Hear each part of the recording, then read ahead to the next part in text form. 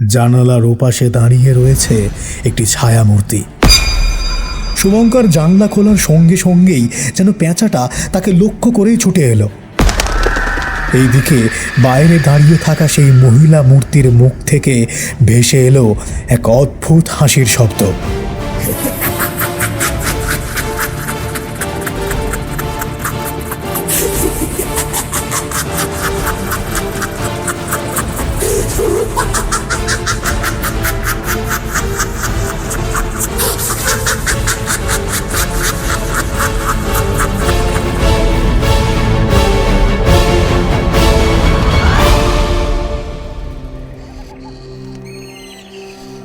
রথীন্দ্র নারায়ণকে এমনভাবে ভয় পেতে দেখে প্রথমে একটু অবাক হয়েই তার দিকে তাকিয়ে দেখছিল রথীন্দ্র নারায়ণের নাতি শুভঙ্কর এবং তার সঙ্গে থাকা তার স্ত্রী জয়িতা। দরজাটা বন্ধ করে দে, বন্ধ করে দে দরজাটা, পারলে জানলাটাও বন্ধ করে দে। ওই কালো পেঁচাটা যেন কোনোভাবেই ঘরের ভিতরে ঢুকে আসতে না পারে, তাড়াতাড়ি বন্ধ কর। রথীন্দ্র নারায়ণের গলার স্বর অনেকটাই চড়েছিল। এমনভাবে তাকে কথা বলতে কোনো দিনও শুভঙ্কর কিংবা জয়িতা এর আগে শোনেনি। রথীন্দ্র নারায়ণ এমনিতেই শান্ত মানুষ, তার উপর তার কাছে গ্রামের এই বাড়িতে ঘুরতে আসার পরে এই প্রথমবার তাকে এমন উত্তেজিত আর চিৎকার করতে দেখল ওরা। তাড়াতাড়ি ঘরের দরজা জানলাগুলো বন্ধ করে দিল দুজনে। ভালো করে একবার বাইরের দিকে তাকিয়ে দেখে নিল কোথাও সেই কালো পেঁচাটাকে দেখা যায় নাকি। ততক্ষণে অবশ্য পাশের ঘর থেকে চা করে নিয়ে এসেছিল হরলাল। চায়ের গ্লাসগুলো সামনের গোল টেবিলের ওপর নামিয়ে রাখতে রাখতে সে একটু অবাক হয়ে চারপাশে তাকিয়ে বলল, জানালা দরজা বন্ধ করে দিচ্ছেন কেন বাবুরা? কি হয়েছে বড় বাবু? আপনি অমন করছেন কেন? কি শরীর খারাপ লাগছে নাকি?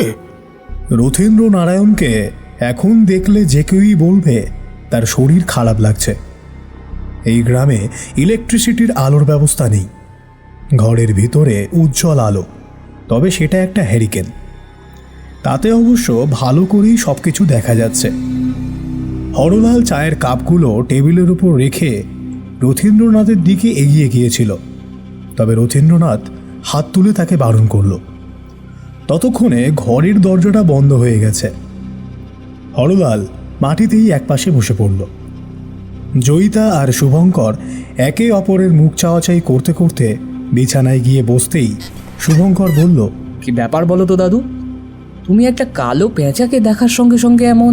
শুভঙ্করের কথাটা শেষ হলো না, তার আগেই রথীন্দ্র নারায়ণ মুখে আঙুল দিয়ে বলে উঠল, ওই কথা মুখে আনিস না শুভঙ্কর, ওই কথা মুখে আনিস না। তুই কালো বেচার কথা নিজের মুখে একবারও বলবি না, একবারও না।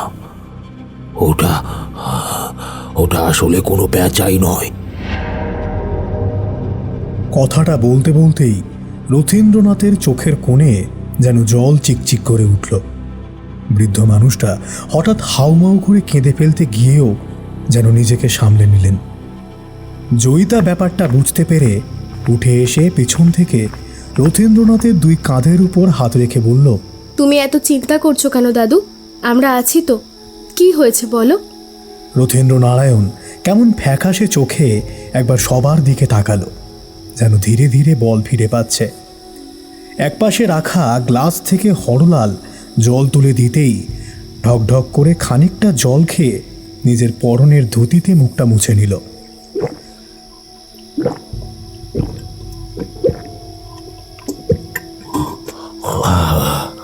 জয়িতা মাথার কাছে দাঁড়িয়ে রয়েছে। হরলাল, শুভঙ্কর দুজনেই এখন বিছানার কাছে বসে। হরলাল মাটিতে বসতে ভালোবাসে, কিন্তু রথীন্দ্র নারায়ণ সেটা পছন্দ করে না। তার হাতের লাঠিটা চেয়ারের পাশ থেকে তুলে একবার শক্ত করে চেপে ধরল সে। তারপর কি যেন একটা ভেবে শুভঙ্করের দিকে তাকিয়ে বলল, তোমার বয়স যখন মাত্র 3 বছর, তখন তোমার বাবা আমাকে আমি গ্রাম থেকে শহরে পাঠিয়ে দিয়েছিলাম, সে কথা তুমি নিশ্চয়ই জানো। জানবো না কেন দাদু, তখন থেকেই তুমি গ্রামে একা একা থাকো, একমাত্র হরলাল তোমার সঙ্গে থাকে। সেও আজ অনেক বছর হয়ে গেল। আমার জন্মের পর থেকেই বোধহয় এমনটা চলছে। আমার বয়স এখন 27 বছর।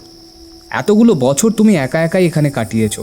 ব্যাপারটা যে খারাপ কিছু একটা হয়েছে সেটা আমি বেশ বুঝতে পারছি। আর তোমার সঙ্গেও এমন কিছু একটা ঘটেছে যেটা একেবারেই ভালো নয়। ও দাদু, বলো না আমায় খুলে কি হয়েছে।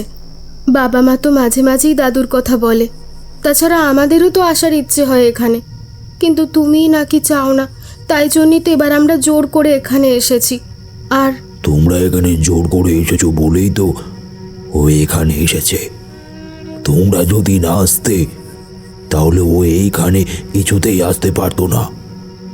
তোমাদের সামান্য একটা ভুলের জন্য যে কত বড় সর্বনাশ হতে পারে তা তোমরা বুঝতে পারছো না। রথেন্দ্র নারায়ণের মুখে কথা বলতে বলতে যেন থুতু ছিটকাতে লাগলো। এমনিতে কথা বলেন কম, আর তাই এমন সময় উত্তেজিত হয়ে কথা বলার সময় তার এমন অবস্থা হলো। তাকে সামলাতে গেলে হাতের লাঠিটা তুলে নিয়ে তিনি সাবধান করে দিলেন তাকে। তারপর বলল, তোমাদের খুব কৌতূহল। তোমাদের বাবা মায়ের দুজনেই কৌতূহল ছিল। এখন তোমাদের সেই কৌতূহল হয়েছে। 25টা বছর ধরে তোমাদের নিজের থেকে দূরে রেখেছি। সে যে আমি কি কষ্ট পেয়েছি সে কথা তোমরা ভাবতেও পারবে না। আজ আজ আবার তোমরা এসেছো। আবার কিন্তু দাদু, কি আছে এখানে যে তুমি এতটা রাগ দেখাচ্ছ আমাদের ওপর? 25 বছর ধরে কেন তুমি এখানে একা একা পড়ে আছো? এর কারণটা কি দাদু? ঠিক আছে, ঠিক আছে, তোমরা যখন চাও তখন সে কথা তোমাদেরকে আমি আজ খুলে বলবো। হ্যাঁ, সব কথা খুলে বলবো। হরলাল উঠে গিয়ে জানালাটা খুলতে যাচ্ছিল। যাই, জানালাটা খুলে দি। ঘরের ভেতরটা কেমন গুমট হয়েছে বাবু। চোখের নিমেষে চেয়ার থেকে একরকম ছিটকে উঠেই জানালার কাছে গিয়ে তার হাতটা শক্ত করে চেপে ধরল রথীন্দ্রনাথ। জানালার কাছ থেকে সরিয়ে দিল হরলালকে। খবরদার, ঘরে দরজা জানলা কোনো কিছুই খুলবে না। আগে আমার কথা শেষ হোক, তারপর। রথীন্দ্রনাথ আবার নিজের চেয়ারে গিয়ে বসে পড়ল। ঘরের মধ্যে তিনজনের মুখই কেমন থমথম করছে।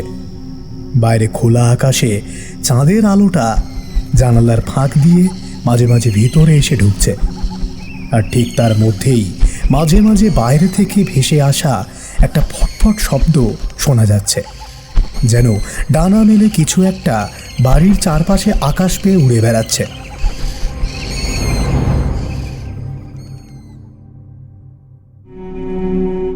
নমস্কার, আমি তন্ময়। এই গল্পটি শেষে থাকবে আপনাদের জন্য একটি প্রশ্ন। সঠিক উত্তরদাতাদের নাম আমরা পরবর্তী গল্পে জানিয়ে দেব, এবং আগের গল্পের সঠিক উত্তরদাতাদের নাম আমরা এই গল্পের শেষে উল্লেখ করব। তবে তার আগে এই গল্পটা আপনারা মন দিয়ে পুরোটাই শুনুন।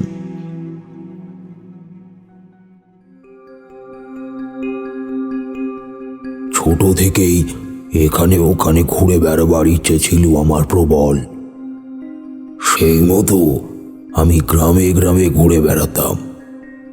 দেখার মতন খুব ভালো কোনো জায়গা নয়, তবে ওই গ্রামগঞ্জে এখানে ওখানে জঙ্গলের আঁধারে যে সমস্ত অখ্যাত জায়গাগুলো থাকতো সেই সমস্ত জায়গাতেই আমি ঘুরতাম।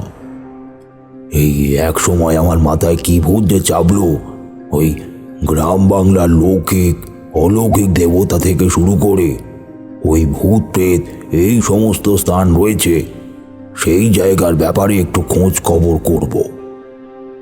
তোমরা হয়তো ভালোভাবে জানো না, প্রথম বয়সে বিয়ের আগে আমি ব্যবসা করতাম। সে ব্যবসা প্রায় ওই 6-7 বছর করার পর লাভ কিন্তু ভালোই হয়েছিল। তারপর মাথায় কি ভূত চাপলো, ঘুরে বেড়াবো। আমার সঙ্গে আমার এক বন্ধু ছিল, তার নাম পরিমল। কলকাতায় সে এখন লোহা লক্করের ব্যবসা নিয়ে হাত পাকিয়েছে। তবে সে ছিল আমার সঙ্গে। ব্যবসা তো তখনও ছিল, তাছাড়া ওই তখন থেকেই ব্যবসার রমরমা শুরু। বাড়িতে আমরা ছাড়াও আরও লোকজন আছে। আমার বউকে বাড়িতে তাদের জন্য রেখে যাওয়া হতো। তবে সত্যি কথা বলতে, এই গোটা পরিবার মানে আমার ভাই, ওই ভাইয়ের স্ত্রী, বাবা মা সবাইকেই দেখাশুনো করতো আমার বউ নিজেই। সে কখনোই আমাকে আটকাতো না।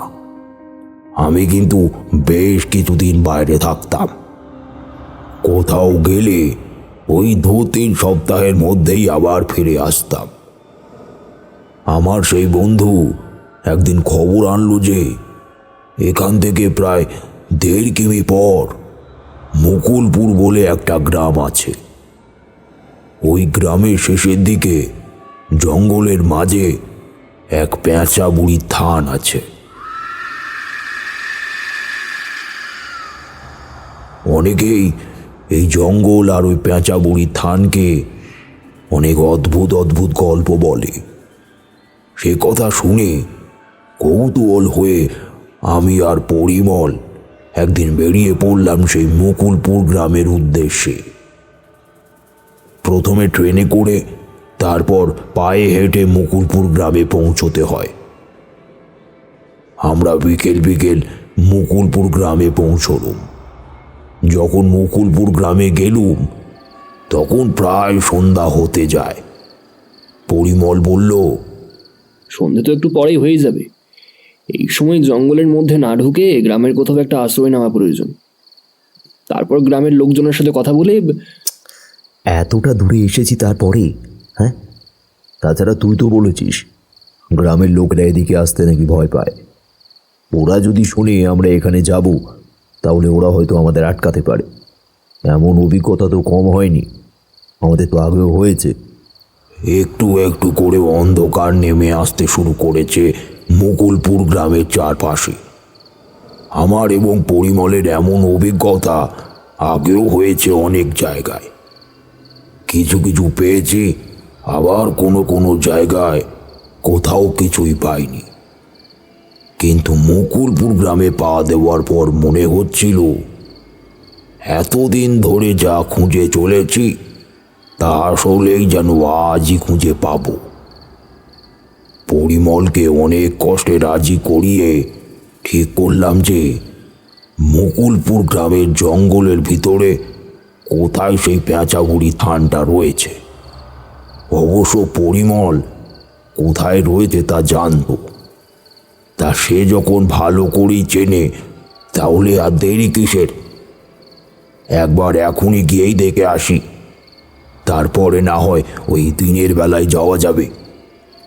এই সমস্ত জায়গায় রাতের বেলায় যেতে বেশি ভালো লাগে, বেশ একটা রোমাঞ্চকর ব্যাপার থাকে।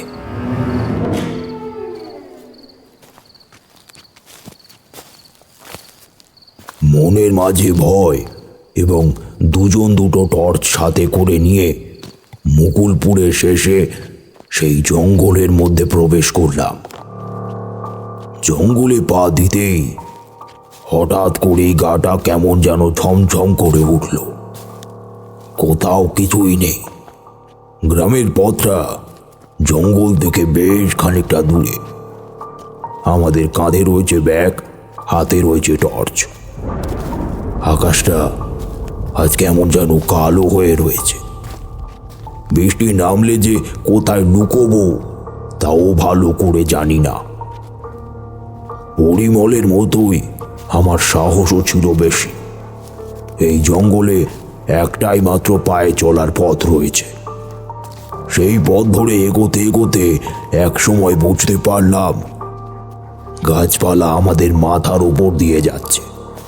অর্থাৎ এই জঙ্গলের মধ্যে একবার হারিয়ে গেলে রাতের অন্ধকারে ফিরে যাওয়াটা মুশকিল। লতায় পাতায় পা জড়িয়ে ডালপাতা ভেঙে কাঁটার খোঁচা খেয়ে যখন আমরা সেই পেঁচাবুড়ি থানের কাছাকাছি গিয়ে পৌঁছলাম তখন একটা আশ্চর্য ব্যাপার দেখে এই আলো আঁধারের মাঝেও যেন বুকের রক্ত হিম হয়ে গেল। একটা মস্ত বড় গাছ, সেটা কি গাছ তা চেনা যায় না। গাছের ডালপাতা এবং গুঁড়ি এমনভাবে ছড়িয়ে রয়েছে যেন মাটি থেকে একটা আস্ত গাছের রঙের পেঁচা উঠে দাঁড়িয়ে আছে। টর্চের আলোয় ঘুরিয়ে ফিরিয়ে সেই গাছের গায়ে চোখ রেখে চলেছি। এমন সময় হঠাৎ মনে হলো ডালপাতার ফাঁকে কি যেন একটা সরসর করে নড়ে উঠল। ঠিক সঙ্গে সঙ্গে পরিমল প্রায় চিৎকার করে বলল, গাছের ডালে যেগুলো বসে আছে ওগুলো পেঁচা। টর্চ নিভিয়ে ফেল তাড়াতাড়ি। পেঁচা দিনের বেলা তেমন মারাত্মক নয়, কিন্তু রাতের বেলা পেঁচা ভীষণ ভয়ঙ্কর হয়। সঙ্গে সঙ্গে টর্চের আলো দুটো নিভিয়ে ফেললাম। পরিমল নিভিয়ে ফেললো তো বটে, কিন্তু আমারটা যে কি হলো, টর্চটা আর নিভল না। তখন আমার টর্চের আলো সোজা গিয়ে পড়েছে সেই গাছের কোটরে, অর্থাৎ নিচের দিকে ছোট গর্ত মতো জায়গার উপরে। আর সেখান থেকে একটা হলদে চোখের কালো মস্ত বড় পেঁচা যেন হঠাৎ করে ডানা ঝাপটা দিয়ে ডেকে উড়ে এলো আমাদের দিকে।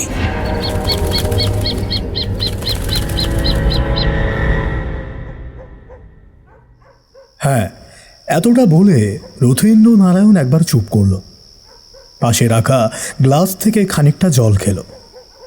এতক্ষণে শুনতে শুনতে হরলাল, জয়িতা এবং শুভঙ্কর তিনজনেই যেন মন্ত্রমুগ্ধের মতো চুপ করে শুনতে লাগল।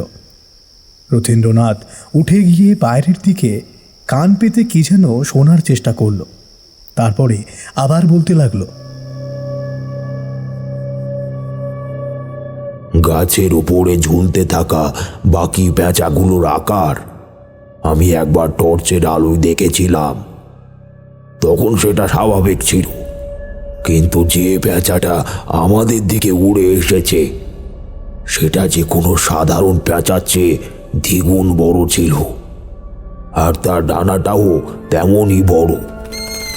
একটা অদ্ভুত সুরে ডাকতে ডাকতে এসে বাতাসে ভর করে এগোতে লাগলো আমাদের দিকে। আমি পাথরের মতো হয়ে সেদিকে তাকিয়ে রয়েছি। পিছন থেকে পরিমল একটা হ্যাঁচকা টানি আমায় টেনে নিয়ে গিয়ে বলল, এই, কি করছিসটা কি?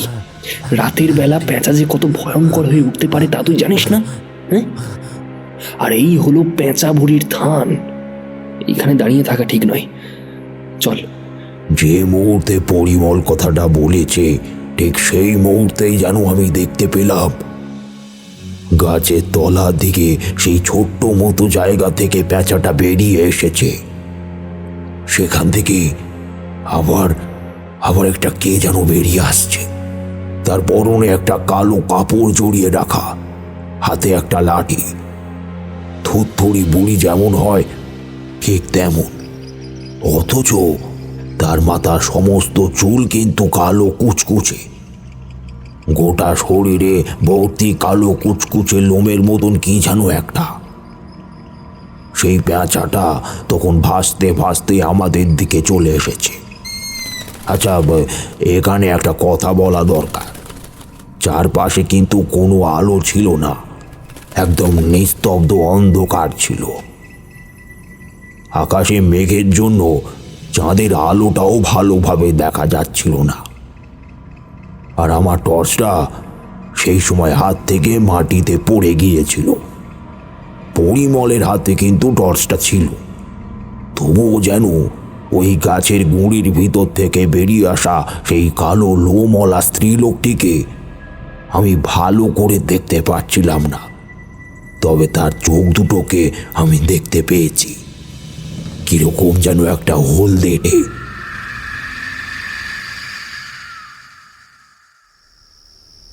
কিন্তু মানুষের চোখ তো এমন হতে পারে না।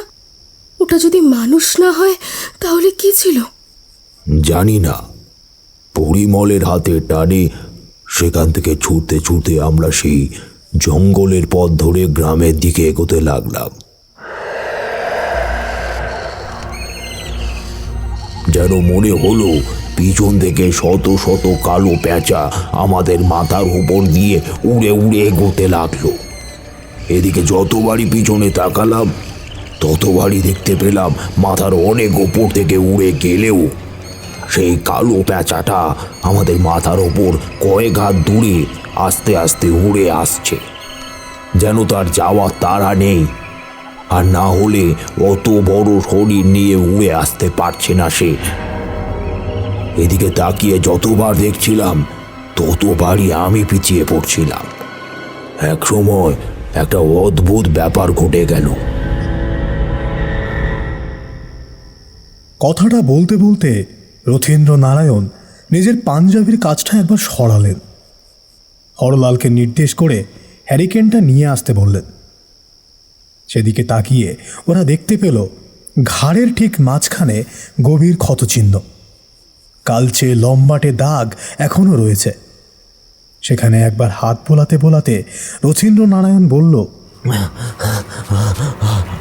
বারবার পিছিয়ে পড়তে পড়তে সেই কালো পেঁচাটা আমার একদম কাছে এসে পড়ল।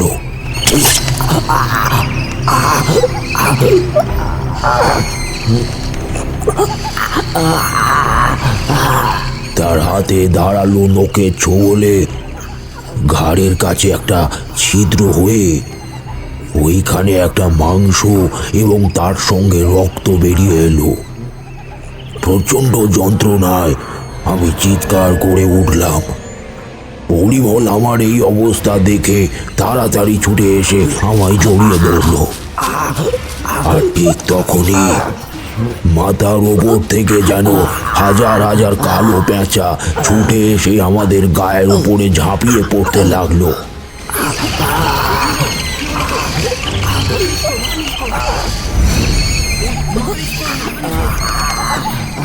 তাদের সেই চিৎকার, গায়ের অদ্ভুত গন্ধ আর তার সঙ্গে নখের এবং ঠোঁটের বারবার আঁচড়ে আমরা ক্ষত বিক্ষত হতে লাগলাম বারবার। ওই রাতে যে কিভাবে আমরা সেখান থেকে বেরিয়ে কাছের গ্রাম পর্যন্ত পৌঁছেছিলাম সে কথা আমার চেয়ে ভালো পরিমলই বলতে পারবে। সেখানে ছিল একজন বৃদ্ধ মতো লোক। গ্রামের লোকেরা তাকে কবিরাজি বলতো। সেই লোক ওই কি সমস্ত ওষুধ এনে আমাদের সারা গায়ে লাগিয়ে দিল। একটা ছোট কুঁড়ে ঘরের মাঝে আমরা দুজন সেই গ্রামেরই পুরুষ মানুষের সাহায্যে আমরা অর্ধেক নিরাভরণ অবস্থায় গোটা ঘরে রইলাম। মানে বুঝতেই পারছো, গোটা শরীরে ওরা ক্ষত বিক্ষত করেছে, তবে বেশিরভাগটাই হয়েছে এই কোমরের ওপর থেকে। তাই খালি গায়ে গোটা রাত এখানে থাকার পরদিন যখন ব্যথা কমে এলো তখন আমরা উঠে বসলাম। সেই বৃদ্ধ তখন সেখানে এসেছে। আমাদের দিকে কিছুক্ষণ স্থির হয়ে তাকিয়ে থেকে তিনি বললেন, তোমাদের তো সাহস কম নয়, হ্যাঁ? ওই রাতের বেলা তোমরা ওই পেঁচা বুড়ির থানের কাছে গিয়েছিলে কি করতে? হ্যাঁ, কি করতে? আসলে পেঁচাপুরি থানের কথা জানতে পেরেছিলাম, তাই জায়গাটা দেখার জন্য কৌতূহল নিবারণ করতে না পেরে ওখানে গিয়েছিলাম। কিন্তু হঠাৎ করে পেঁচাগুলো আমাদের উপর আক্রমণ করলো কেন সেটাই তো বুঝতে পারলাম না। রাতের বেলা ওই পেঁচা বুড়ির স্থানে পেঁচা বুড়ি নিজে এসে থাকে, ওরা তাকে রক্ষা করে। তখন ওখানে গেলে তো এমন অবস্থার মধ্যে পড়তেই হবে। সত্যি সত্যি তাহলে কোনো বুড়ি থাকে, কিন্তু ওইখানে তো তাকে আমরা দেখলাম না। পরিমলের কথা শুনে আর একটু হলে আমি বলতেই যাচ্ছিলাম, সেই বুড়িকে যে আমি দেখেছি, কালো কাপড় পরা, মাথায় কালো চুল, গায়ে কালো লোম, কিন্তু কথাটা বলতে পারলাম না কারণ তার আগেই বৃদ্ধ বলল, ওকে দেখনি ভালো করেছো। যদি দেখতে তাহলে এক অভিশাপ নিয়ে সারা জীবন বেঁচে থাকতে হতো। তোমার কিছু হতো না, কিন্তু হতেও পারতো তোমার কাছের মানুষদের। ঠিক যেমন ওই পেঁচার বাচ্চাগুলোর হয়েছিল, ঠিক তেমনই হতো।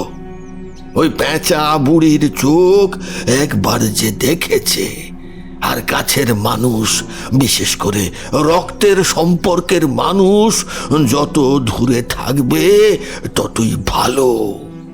বৃদ্ধের মুখে এমন কথা শুনি যতটা কৌতূহল প্রকাশ করা যায় ততটা আমরা করলাম না, তাহলে সে আর কথাগুলো বলতে চাইবে না। একটু সুস্থ হয়ে উঠতে ওই 2 দিন সময় লেগে গেল। তৃতীয় দিনে বৃদ্ধ সঙ্গে দিনের বেলায় সেই পেঁচা বুড়ির থানের কাছে এসে পড়লাম। গাছের ডালে ডালে সেই পেঁচাগুলো উল্টো হয়ে ঘুমন্ত অবস্থায় ঝুলে রয়েছে। তাদের মধ্যে যেন কোনো সারই নেই। গোটা গাছটায় জুড়ে ছড়িয়ে রয়েছে সেই পেঁচাগুলো। কিন্তু আশ্চর্য ব্যাপার, এখন তাদের গায়ের রং তো কালকের মতন ছিল না। যেমন ছাই তার মধ্যে সাদা আছে, মানে ওই কালো ঠিক নয়। কি করে যে তোমাদের বোঝাবো তাও বুঝতে পারছি না। বুঝতে পেরেছি দাদু, মানে কাল রাতে যে পেঁচাগুলোকে দেখেছিলে সেগুলো কুচকুচে কালো ছিল, আর আজকেরগুলো ততটাও কালো নয়, সাদা আর কালো। বৃদ্ধ রথীন্দ্রনাথ মাথা ওপর নিচ করলেন।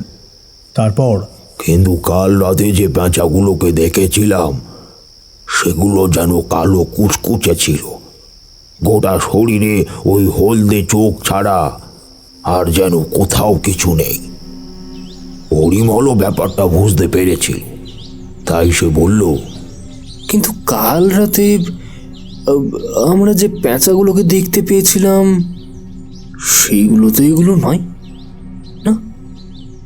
তাহলে এগুলো ওই ওই ফোকরটাতে তো পেঁচা বুড়ির থাকার জায়গা।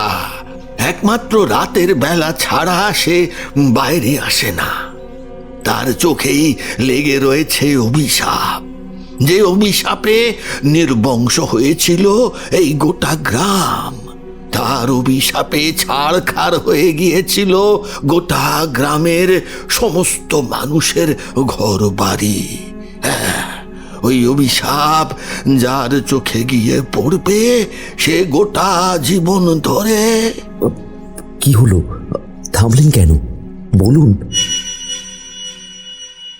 রথীন্দ্র নারায়ণকে ঠিক এই জায়গায় থামিয়ে দিয়ে শুভঙ্কর বলল, কিন্তু তুমি তো সেই পেঁচা বুড়ির চোখের দিকে তাকিয়েছিলে।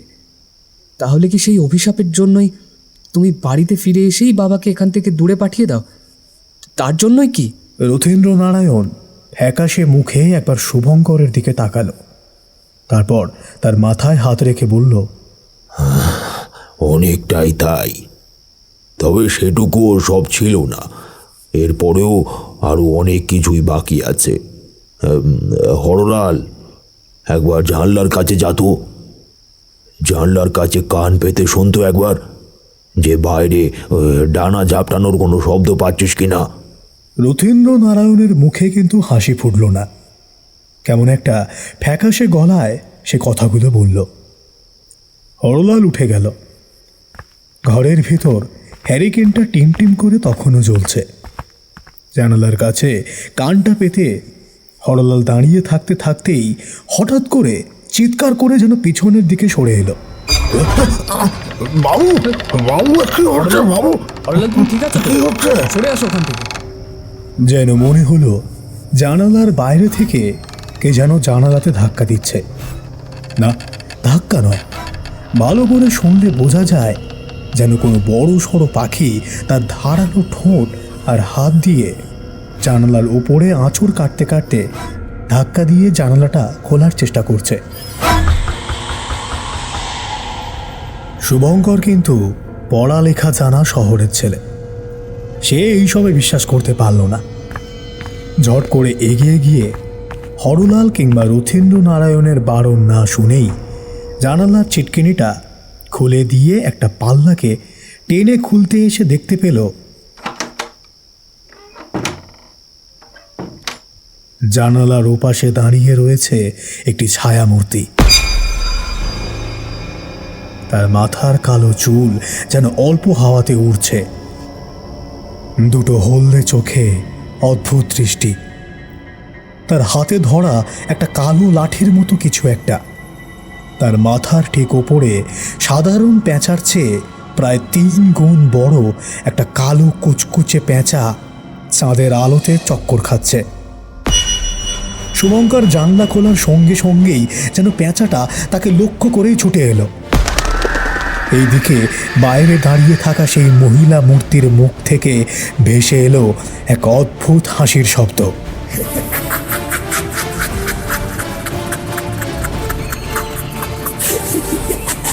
তড়িৎ গতিতে শুভঙ্কর জানালাটা বন্ধ করে ফেলল। সেই পেঁচার প্রবল ধাক্কা যখন পাল্লার উপরে এসে পড়ল, শুভঙ্করের মনে হলো যেন একটা ভারী কিছু ধাক্কা দিয়েছে। তাড়াতাড়ি ছিটকিনি বন্ধ করে দিয়েছিল সে। তা না হলে ঘরের ভিতর রথীন্দ্রনারায়ণ বাদে বাকি সকলেই চিৎকার করে উঠেছিল ভয়ে। শুভঙ্কর তাড়াতাড়ি ছুটে এসে বিছানার কাছে বসে পড়ল। দাদু, দাদু, তুমি যে কথাটা বলেছিলে ঠিক সেটাই তো হলো। ওই মেয়েটা, হ্যাঁ দাদু, ওই মেয়েটা, ওর গায়ে বড় বড় কালো লোম, আর ওই কালো পেঁচাটা সাধারণ পেঁচার চেয়ে প্রায় 3 গুণ বড়। ওরা এখানে কি করতে এসেছে দাদু? ওরা এখানে কি করতে এসেছে? আমার কথা এখনো শেষ হয়নি। আমার কথা শেষ হলে তোমরা বুঝতে পেরে যাবে কত বড় ভুল করেছো তোমরা। এতবার করে বারণ করলাম রাতের বেলায় বাড়িতে থাকতে, তারপরেও কিছুতেই তোমরা আমার কথা শুনলে না। শুভঙ্কর আর জয়িতা একে অপরের দিকে তাকালো। দুজনের চোখে যেন ভয় দেখা দিয়েছে। হরলাল ভয়ে ভয়ে রথীন্দ্রনারায়ণের পায়ের কাছে মাটিতে এসে পড়েছে। এখন আর রথীন্দ্রনারায়ণ তাকে বকাবকি করছে না। কিছুক্ষণ জানালার দিকে তাকিয়ে রইল রথীন্দ্রনারায়ণ, তারপর আবার বলতে শুরু করলো। সেদিনই যদি সেখান থেকে ফিরে আসতাম তাহলে হয়তো আর এত কিছু জানতেও হতো না, এত কিছু বুঝতেও হতো না। কিন্তু আমাদের কপাল আমাদের খারাপ কিছু না হওয়া পর্যন্ত আমরা আসি বা কি করে? আমাদের ভাগ্যে তো ওটাই ছিল। কয়েকটা দিন সেখানে থাকতেই শরীরটা পুরোপুরি সুস্থ হয়ে গেল আমার। একদিন পরিমলকে ডেকে বললাম, শোন, রাতের বেলা ওখানে গিয়ে নয় ভয় লেগেছে, কিন্তু দিনের বেলা নিশ্চয়ই সেটা হবে না। দিনের বেলা ভয় লাগবে না, চল কালকে দিনের বেলা একবার জায়গাটা দেখে আসি। পরিমল একটু ইতস্তত করে রাজি হয়ে গেল। সেদিন দুপুরের দিকে গেলাম সেই পেঁচা বুড়ির থানে। পেঁচাগুলো আগের মতোই ঘুমোচ্ছে, কোথাও কোনো অস্বাভাবিক ব্যাপার নেই। গাছের তলার দিকে সেই বড় গহ্বরটার মধ্যে তাকিয়ে ভালো করে দেখলাম, না, কোথাও কিছুই নেই। তবে পুকুর থেকে একটু কষ্ট করলেই হামাগুড়ি দিয়ে ভিতরে ঢুকে যাওয়া যায়। সেই কথা পরিমল আমাকে বলতে এসে কেমন যেন শিউরে উঠল। ও বলল, কি বলছিস? ওখানে পেঁচা থাকুক আর না থাকুক, এমন একটা জায়গায় গাছের মধ্যে কোথায় সাপ খোপ থাকবে তার কোনো ঠিক আছে নাকি? হ্যাঁ, আরে প্রথমে লাঠি ঢুকিয়ে দেখে নেব, আশা করছি কিছুই হবে না। তুই এত চিন্তা করিস না, আরে এত ভয় পাওয়ার কোনো প্রয়োজন নেই ভাই। হ্যাঁ, আমার কিন্তু ব্যাপারটা ভালো লাগছে না রে। এই লোকগুলো জায়গাটাকে জমের মতন ভয় পায়। রাতের বেলা তো দূরে থাক, দিনের বেলাতেও কিন্তু ওরা গাছের কাছাকাছি যেতে একেবারে সাহস করে না।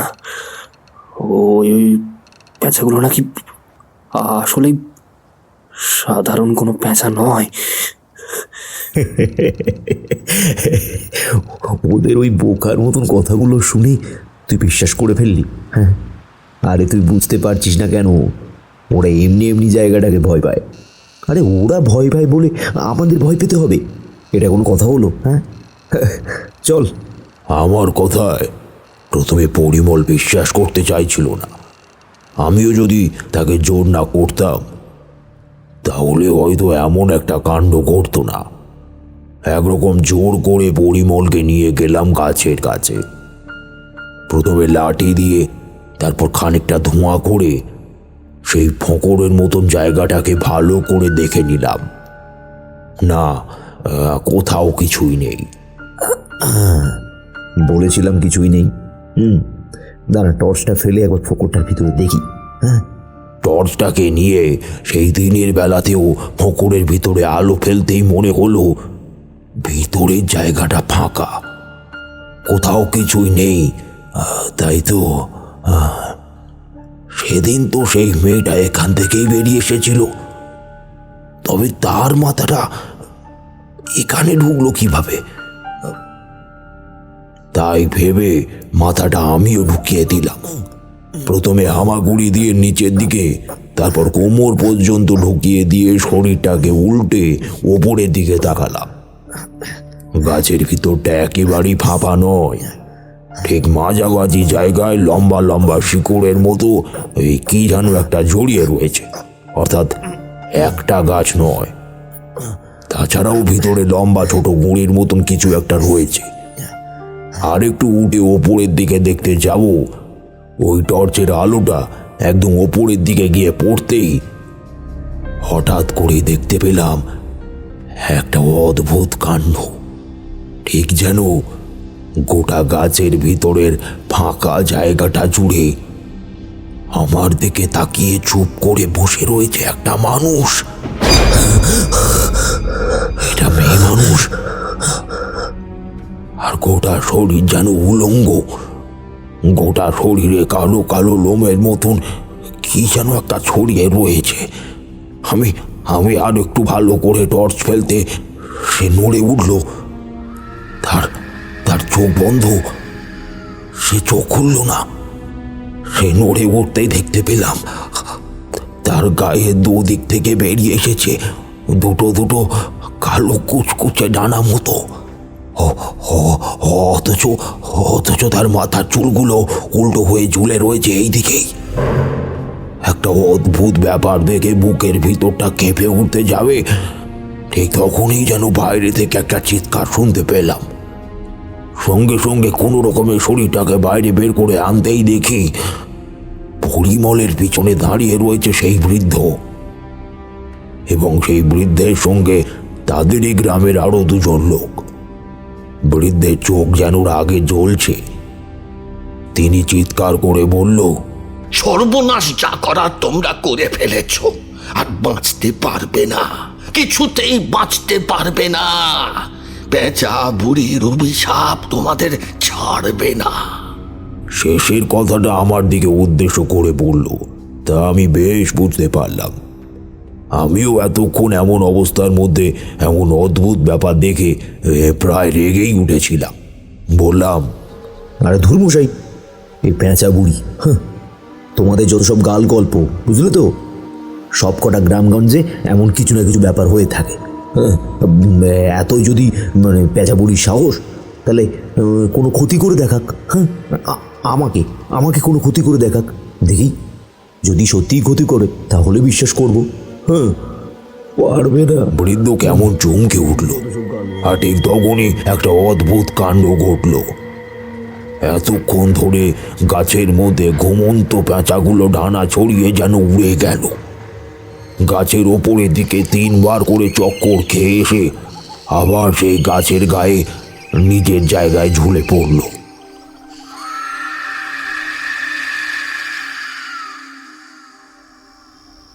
কিন্তু আমি যে শুনেছি বাবু, পেঁচা দিনের বেলায় ওড়ে না, জায়গা থেকে নড়ে না পর্যন্ত, এমনকি সূর্যের আলো পর্যন্ত তার গায়ে লাগে না।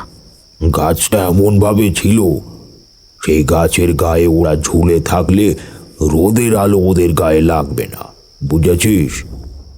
কিন্তু এমন অদ্ভুত দৃশ্য শুধু আমি নয়, সেই বৃদ্ধ আর তার সঙ্গে থাকা দুজন লোক, এমনকি ওই পরিমল পর্যন্ত সেই প্রথমবারই দেখল। বৃদ্ধ দুটো হাত কপালে ঠেকিয়ে মাটির ওপরে বসে পড়তেই পিছনে দুটো লোক বসে পড়ল।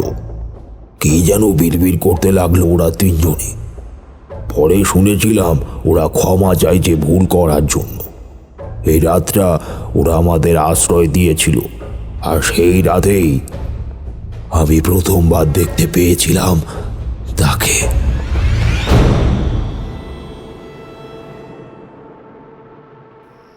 এতটা বলে আবার চুপ করল রথীন্দ্রনারায়ণ। কি মনে হতে জানালার দিকে ভালো করে তাকালো সে। ধাক্কাটা অনেকক্ষণ আগেই থেমে গেছে। তাহলে কি ওরা চলে গেল? কিন্তু না, চলে যাবে কি করে? বৃদ্ধ তো এমন কথা বলেনি। রথীন্দ্রনারায়ণ মনে মনে ভাবল বৃদ্ধের কথাগুলো।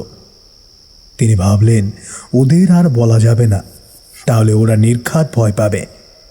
এমনিতেই এতটা কথা বলে ওদের ভয় দেখিয়ে দিয়েছে সে। একবার জয়িতা, শুভঙ্কর ও হরলালের মুখের উপর তাকিয়ে নিয়ে সিদ্ধান্তটাই মনে মনে নিল সে। তারপর বলল, পরের দিন সকালেই আমরা চলে আসি সেখান থেকে। আসার আগেই বৃদ্ধ কিছু কথা বলেছিল, তবে বলার মতন সময় এখনো হয়নি। তবে সেদিন রাতে কি হয়েছিল সেই কথা, সেটা আমি তোমাদেরকে নয় পরে বলবো, এখন নয়। যাও, তোমরা এখন শুতে চলে যাও, যাও। কথাটা শুনে ওরা কিন্তু অবাক হয়ে চুপ করে বসে রইল, কোনো কথা বলতে পারল না। এদিকে বৃদ্ধ রথীন্দ্রনারায়ণ ভাবতে লাগলো সেদিন রাতের কথা। পরের দিন সকালে ঘুম থেকে উঠে যে কথা বৃদ্ধ তাকে এবং পরিমলকে বলেছিল, সে সেই কথাগুলোই বলতে লাগলো। অনেক রাতে বৃদ্ধের সঙ্গে কথা বলে তারই দেওয়া জায়গাতে আমরা শুয়েছিলাম। প্রায় তখন মাঝরাত। হঠাৎ করেই আমার ঘুমটা ভেঙে গেল। মনে হলো বাইরে কে যেন কাঠ কেটে চলেছে। একভাবে কাঠ কেটে চললে যেমন শব্দ হয়, ঠিক তেমন শব্দ। আমি অবাক হয়ে গেলাম, এত রাতে এখানে কে কাঠ কাটছে? পাশে তাকিয়ে দেখি পরিমল ঘুমোচ্ছে। তাকে দুবার ডাকলাম, কিন্তু সে সাড়া দিল না। আমি বিছানা থেকে নেমে ঘরের দরজা খুলে বাইরে বেরোতেই কাঠ কাটার শব্দটা যেন প্রবল হয়ে উঠল। বাড়ির বাইরে কেউ কাটছে, এটা আমি নিশ্চিত। আর একটু এগিয়ে আসতেই দেখলাম, হ্যাঁ, উঠোনের একপাশে একটা কুড়ুল দু হাতে তুলে ধরে কে যেন একটা কাঠ কেটে চলেছে। আমি একটু এগিয়ে গিয়ে বললাম, এই কে ওখানে? আরে এত রাতে কে কাট কাটছে? কি হলো, বলছে না কেন? আরে কে ওখানে? আমার কথায় প্রথমে কেউ সাড়া দিল না। যে কাঠ কাটছে সে পুরুষ মানুষ নয়, কোনো একটি মেয়ে মানুষ। চাঁদের অল্প আলোয় সেইটাই আমার মনে হয়েছিল। আমি আর একটু এগিয়ে গিয়ে তাকে আরও একবার ডাকতে যাব, হঠাৎ করে সে মুখটা তুলে আমার দিকে তাকালো।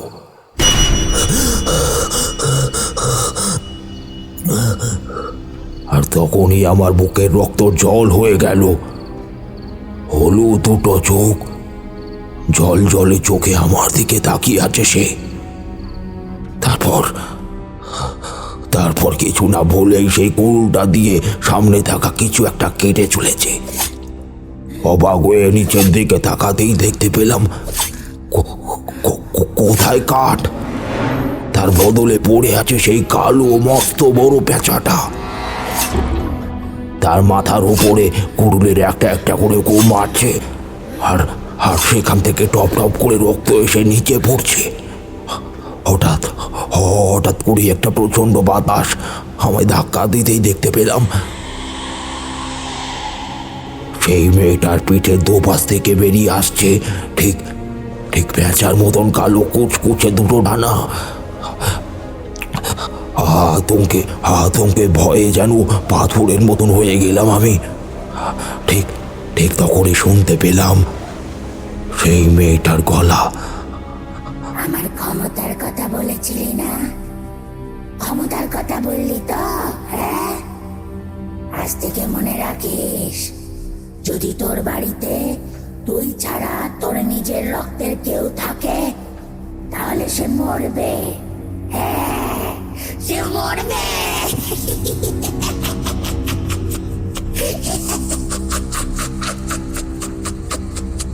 সে মরবে, মরবে।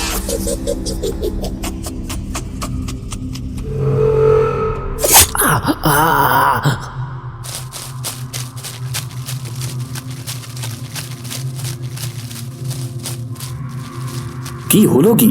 ওরকম চিৎকার করলি কেন তুই? এখানে এখানে ওই মহিলাটা ছিল। আমার আমার মাথা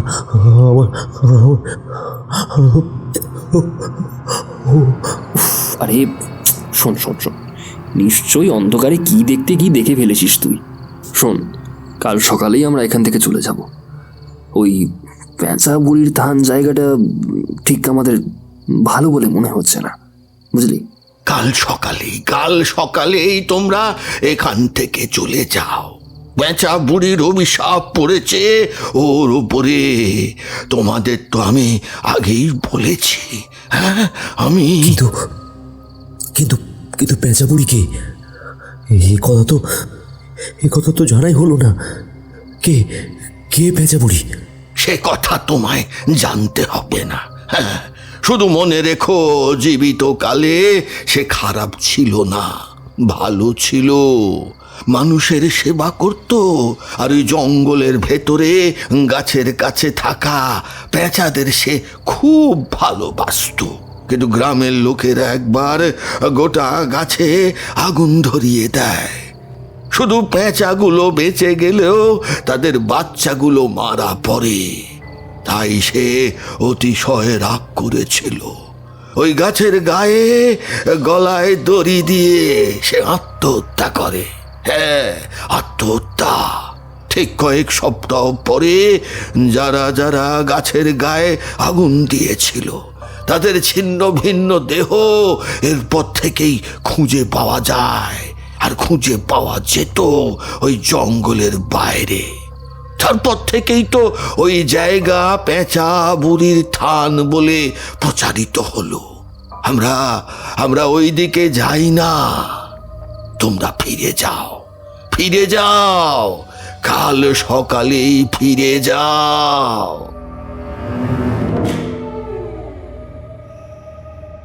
এত বড় যে একটা ব্যাপার রয়েছে তা তো আমরা জানতাম না দাদু। এত রাতে তো আর ফেরা যাবে না। কাল সকালে আমরা এখান থেকে ফিরে যাব। আজকের রাতটা আমাদের এখানে থাকতে দাও। এমন হলে তুমি এবার আমাদের সঙ্গে যাবে। সেটাও আর হবে না। আমি যেখানে থাকবো সেইখানেই ও যাবে। শুধু আমার জন্যই যাবে। আমার আশেপাশে আমার রক্তের কেউ না এলে আর কোনো চিন্তা নেই।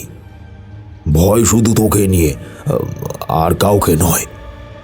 হরলাল এবং রথীন্দ্র নারায়ণ দুজনে মিলে ওদের ঘুমোতে পাঠিয়ে দিল। হরলাল নিজেও চলে গেল। রথীন্দ্র নারায়ণ অনেকক্ষণ বিছানায় বসে থেকে তারপর একসময় শুতে চলে গেল নিজের বিছানায়। তবে ঘুমোতে পারবে কি না সন্দেহ আছে। সেই কালো পেঁচার কালো সেই মূর্তির কথা তার চোখের সামনে ভাসতে লাগলো বারবার। সে বলেছিল, তোর কাছে যদি তোর রক্তের সম্পর্কের কোনো মানুষ থেকে থাকে, তাহলে সেই রাতেই হবে তার জীবনের শেষ রাত। বুঝলি? শেষ রাত।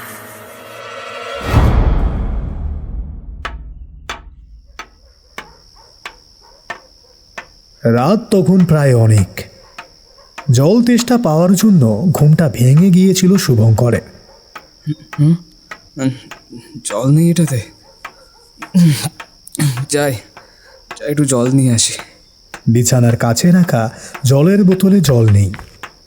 খালি বোতলটা নিয়ে রান্নাঘরের কাছে গিয়ে জল ভরে ঢকঢক করে খানিকটা জল খেয়ে নিল শুভঙ্কর।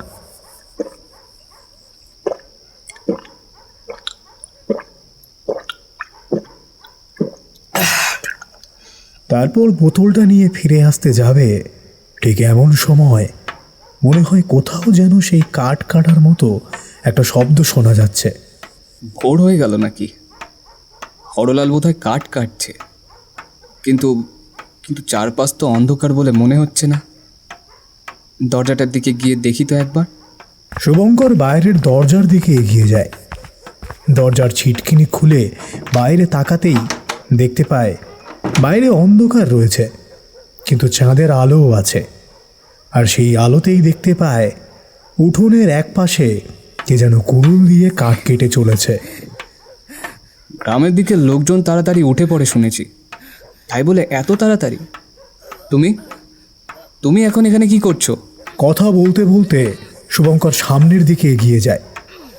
হরলাল, জয়িতা দুজনই তখন গভীর ঘুমে আচ্ছন্ন। শুধু নিজের ঘরে জেগে রয়েছে রথীন্দ্র নারায়ণ। তার মনে পড়ল সেই পেঁচা বুড়ির থানের ওখানে ওই বৃদ্ধটির কথা। তোমাদের আমি অনেক কিছু বলতে পারি, তবে একটা কথা বলবো, তোমাদের ক্ষতি হবে না, তোমার ছেলেরও ক্ষতি হবে না, তবে ক্ষতি হবে তোমার নাতির। খবরদার সে যেন এই বাড়িতে কোনোদিনও না আসে। কথাটা আর একবার মাথায় আসতেই রথীন্দ্র নারায়ণ উঠে পড়ে। বাকি রাতটা শুভঙ্করের সঙ্গে কাটিয়ে দেওয়া দরকার তার। তাই ভেবে দ্রুত পায়ে এগিয়ে এসে শুভঙ্করের ঘরের কাছে গিয়ে অবাক হয়ে যায় সে। শুভঙ্কর ঘরে নেই। ঠিক এই সময় ঘরের বাইরে থেকে চিৎকার ভেসে আসে শুভঙ্করের।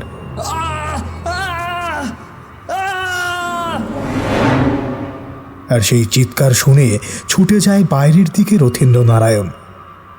সে দেখে সদর দরজাটা খোলা। তাড়াতাড়ি বাইরে বেরিয়ে উঠোনের কাছে এসে দাঁড়াতেই দুটো পা যেন পাথরের মতো হয়ে যায় রথীন্দ্র নারায়ণের। উঠোনের মাঝখানে একটা জায়গায় দাঁড়িয়ে আছে কালো ডানাওয়ালা সেই মেয়েটা।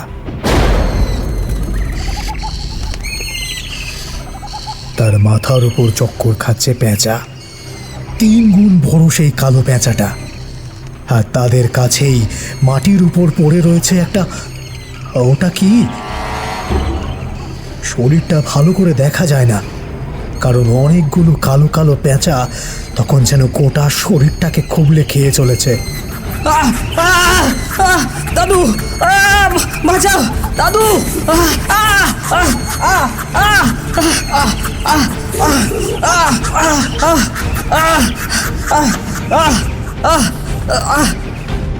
কি বলেছিলাম তোকে? অভিশাপ লেগে গেছে তোর এই বংশে। তোকে যে আর শান্তিতে থাকতে দেওয়া যাবে না, বুঝলি? শান্তিতে তো আর থাকতে দেওয়া যাবে না।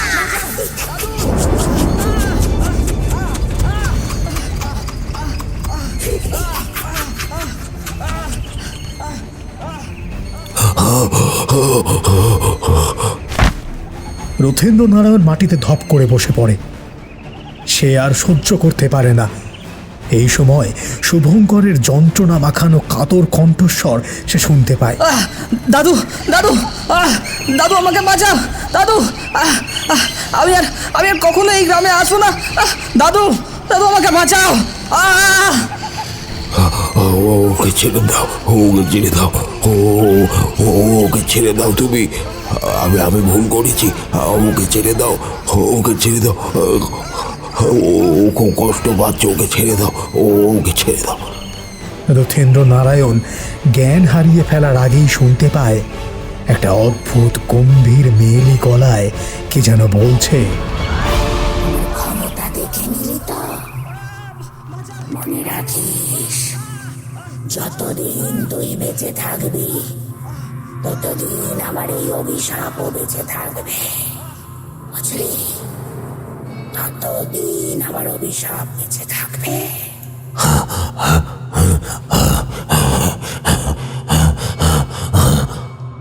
তারপর একটা হাসির শব্দ ওঠে, আর তার সঙ্গে অজস্র পেঁচার ডাক।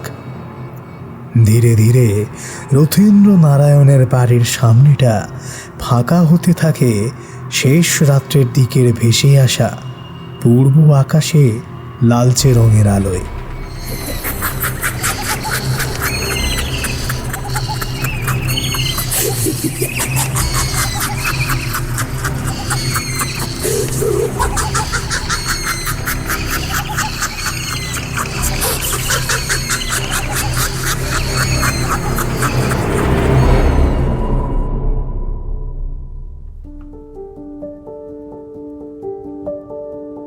আজ আপনাদের জন্য যে প্রশ্নটি রয়েছে সেটি হল, রথীন্দ্র নারায়ণের বন্ধুর নাম কি ছিল?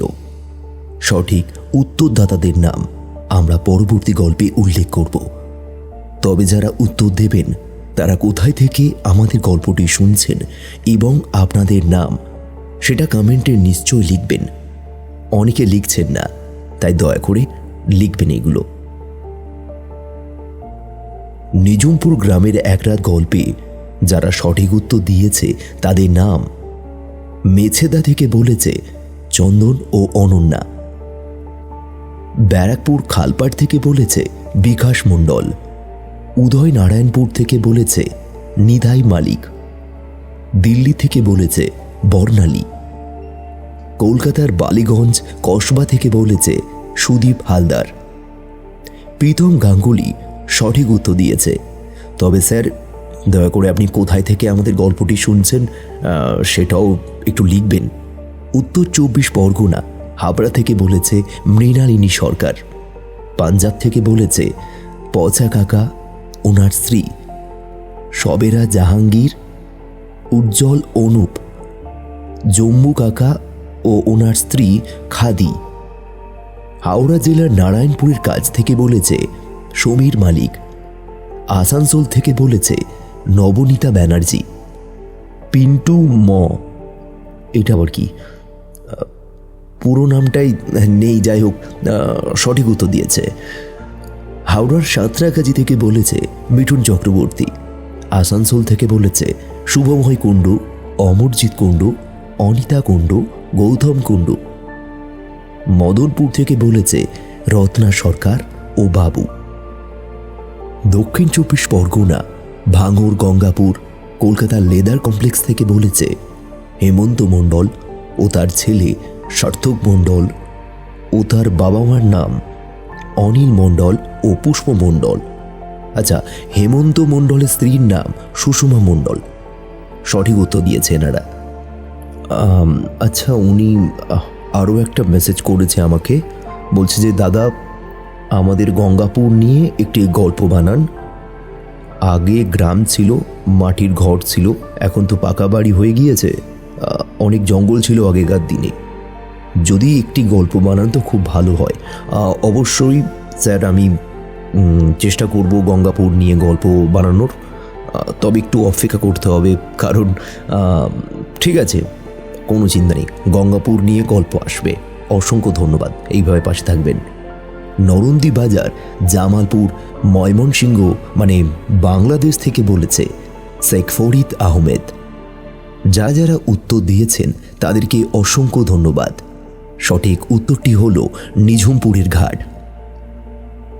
শুনছিলেন আজকের গল্প বিপিন সামন্তর কলমে পেঁচা বুড়ির থান। আজ গল্প পাঠে ছিল তন্ময় এবং সুমন। বিভিন্ন চরিত্রে ছিল বুবাই, সুমন, রাজ, বর্ণালী, সুমনা, প্রকাশ ও তুষার। পোস্টার ডিজাইন করেছেন দীপক। সাউন্ড ডিজাইন ও এডিটিং ও স্ক্রিপ্ট রাইটিংয়ে ছিল তন্ময়।